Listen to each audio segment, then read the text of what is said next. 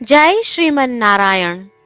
રામાનુજદાસ શ્રીમાન ગટ્ટુ વેણુગોપાલ સ્વામી દ્વારા વર્ણન કરેલ શ્રીમદ ભગવદ્ ગીતાનું ગુજરાતી ભાષાંતર હું આપને કહી રહી છું. અધ્યાય 14 ગુણત્રય વિભાગ યોગ. શ્લોક 27. બ્રહ્મણો હિ પ્રતિષ્ઠાહમ અમૃતસ્ય અવ્યયસ્ય ચ શાશ્વતસ્ય ચ ધર્મસ્ય સુખસ્ય ઐકાંતિકસ્ય ચ. ઓમ. ગીતાચાર્ય શ્રી કૃષ્ણ પરમાત્મા અર્જુન સાથે આપણને બધાને ગુણત્રય વિભાગ યોગ શીખવી રહ્યા છે. પરમાત્મા કહે છે, અર્જુન, હું જ એકમાત્ર પરબ્રહ્મ, અમર અને અવિનાશી, શાશ્વત ધર્મ અને મોક્ષના અનંત દૈવી પરમ સુખનો આધાર છું. હું ભક્તિ યોગથી પ્રસન્ન થાઉં છું. તને કૈવલ્ય નામક આત્મ સાક્ષાત્કાર પ્રદાન કરું છું, જે અમર, અનંત, અવર્ણનીય સુખ પ્રદાન કરવા સક્ષમ છે. હું જ આત્મ સાક્ષાત્કાર અર્થાત પ્રગાઢ દૈવી પરમ સુખનો આધાર છું. આ પ્રમાણે શ્રી કૃષ્ણ પરમાત્મા સ્પષ્ટપણે કહી રહ્યા છે કે માત્ર તેઓ જ આપણને આત્મ સાક્ષાત્કાર પ્રદાન કરી શકે છે. તેથી ચાલો આપણે એક પૂર્ણ સમજણ રાખીએ કે માત્ર શ્રી કૃષ્ણ પરમાત્મા જ આપણને આત્મદર્શન પ્રદાન કરી શકે છે. ચાલો આપણે શ્રી કૃષ્ણ પરમાત્મા પ્રત્યે અનન્ય ભક્તિ રાખીએ. આ ઉપરાંત રજોગુણ અને તમોગુણને નિયંત્રિત કરી સત્વગુણનો વિકાસ કરવા અને આ ત્રણેય ગુણોના બંધન કરતા પ્રભાવથી સ્વયંને મુક્ત કરવા માટે ચાલો આપણે સમગ્ર પ્રવૃત્તિઓ શ્રી કૃષ્ણ પરમાત્માની સેવા સ્વરૂપે અને શ્રીમન નારાયણના સાધન સ્વરૂપે કરીએ. શ્રી કૃષ્ણ પરમાત્માના ઉપદેશોનું મનન કરતા ચાલો આપણે શ્રીમન નારાયણને પ્રાપ્ત કરવાના ઉદ્દેશ્ય સાથે આપણા શરીરનો ઉપયોગ કરવાનો આરંભ કરીએ. શ્રીમન નારાયણનું શરણ લઈ શ્રી કૃષ્ણ પરમાત્માના ઉપદેશોનું આ શ્લોક સ્વરૂપે પુનરાવર્તન કરીએ.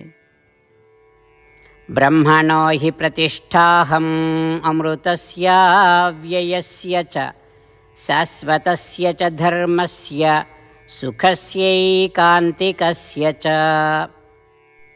શ્રી કૃષ્ણ પરમાત્માએ આખી ભગવદ્ ગીતાનો સાર અધ્યાય 18ના શ્લોક 65 થી 70માં 8 ઉપદેશ દ્વારા કહ્યો છે.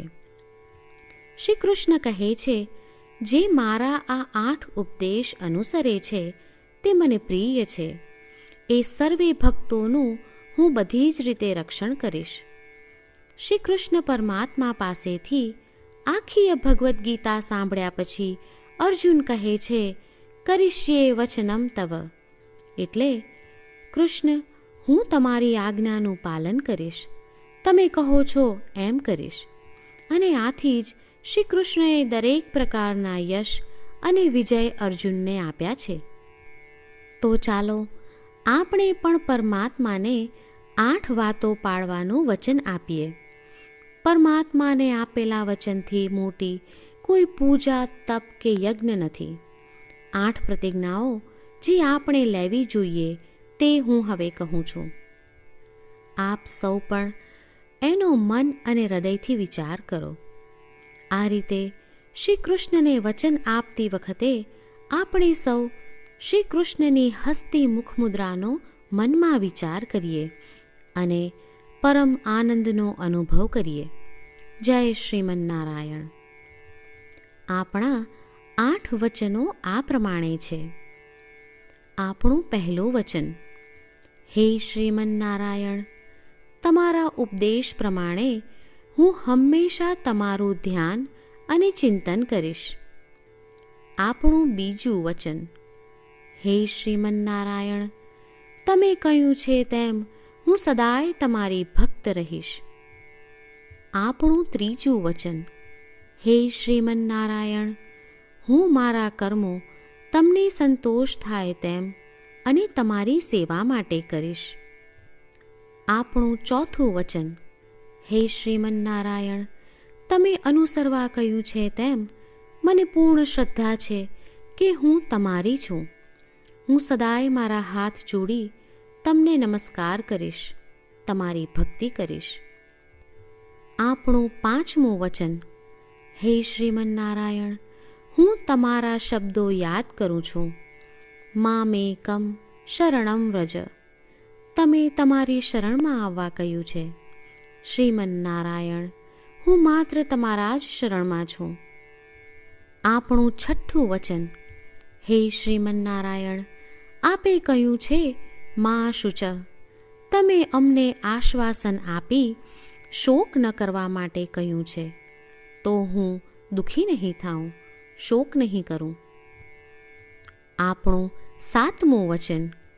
હે શ્રીમન્નારાયણ, અમારા કલ્યાણ અર્થે આપે શ્રીમદ્ ભગવદ્ ગીતા રૂપી આશીર્વાદ આપી અમારા સૌ પર કૃપા કરી છે, તો હું દરરોજ ઓછામાં ઓછો એક શ્લોક વાંચીશ અથવા સાંભળીશ એવો સંકલ્પ લઉં છું. આપણું આઠમું વચન. હે શ્રીમન્નારાયણ, હું ગીતાના દૈવી શબ્દો એ ભક્તો સુધી પહોંચાડવાનો પ્રયત્ન કરીશ જેઓ ગીતાથી અજાણ છે. હે શ્રીમન્નારાયણ, તમે કહ્યું છે તેમ કરીશ, તમે કહ્યું છે એમ વર્તીશ અને તમારા માટે જ કર્મ કરીશ. શ્રીમન્નારાયણને આપેલું વચન કે દરરોજ તમે કહ્યું છે એમ કરીશું, એ જ એક મહાન પૂજા છે. તો ચાલો આપણે સૌ દ્રઢ શ્રદ્ધા સાથે પ્રભુ પાસે એક સંકલ્પ લઈએ. શ્રીમન્નારાયણ, કરીશ્યે વચનમ તવ. શ્રીમન્નારાયણ, હું તમારી આજ્ઞાનું પાલન કરીશ. સર્વમ શ્રી કૃષ્ણાર્પણમસ્તુ. જય શ્રીમન્નારાયણ. બ્રહ્મણો હિ પ્રતિષ્ઠાહમ અમૃતસ્ય અવ્યયસ્ય ચ શાશ્વતસ્ય ચ ધર્મસ્ય સુખસ્ય ઐકાંતિકસ્ય ચ.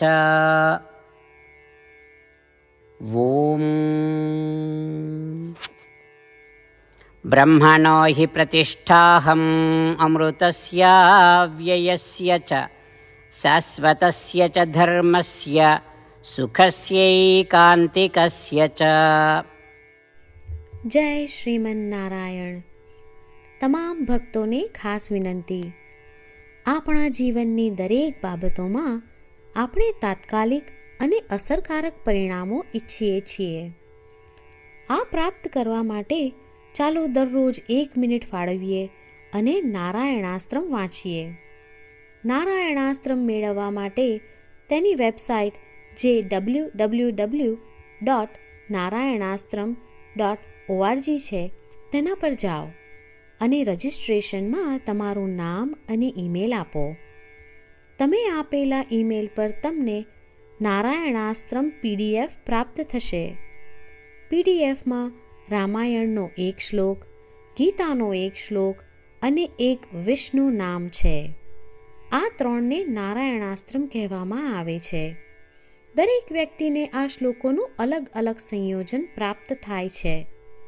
જ્યારે દરેક વ્યક્તિ 24,000 ભક્તો સાથે તેમના નારાયણાસ્ત્રમને દરરોજ વાંચે છે અથવા સાંભળે છે, ત્યારે સમગ્ર રામાયણનું 1 વાર પારાયણ, શ્રીમદ્ ભગવદ્ ગીતાનું 33 વાર પારાયણ અને વિષ્ણુ સહસ્ત્ર નામનું 24 વાર પારાયણ રોજ પૂર્ણ થાય છે.